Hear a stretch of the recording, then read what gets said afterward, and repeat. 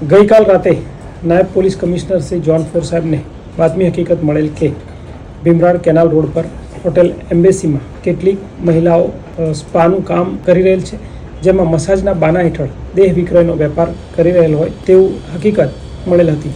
જેના આધારે Althan police team તથા જોન ફોરની એલસીબીની ટીમ દ્વારા રેડ કરવામાં આવતા કેટલાક ગ્રાહકો સાથે કેટલીક થાઈલેન્ડની મહિલાઓ મળી આવેલ, જેના આધારે વિગતવાર રેડ કરી અને સ્પાના બાના હેઠળ ચાલતું જે કૂટણખાનું હતું તે ઝડપી પાડવામાં આવેલું છે.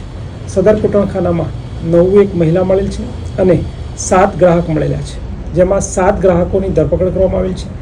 આ સિવાય 3 આરોપીઓ જે મુખ્ય છે, જે સંચાલન કરતા હતા, જેમણે પોતાના તાબામાં મહિલાઓને રાખેલા હતી તે, અને જે પૂરી પાડતા હતા, સપ્લાય કરતા હતા, તે 3 આરોપીઓને વોન્ટેડ બતાવવામાં આવેલા છે. તેઓ હાલ ફરાર છે, તેમની શોધખોળ ચાલુ છે અને સુરત શહેરમાં જોન ફોર દ્વારા સઘન કાર્યવાહી સતત કરવામાં આવતી રહી છે. તેના પરિણામ રૂપે આ બાતમી મળેલ હતી, જે બાતમીને આધારે ગુનો દાખલ કરી કાયદેસરની તપાસ કરી આગળની કાર્યવાહી હાથ ધરવામાં આવેલ છે.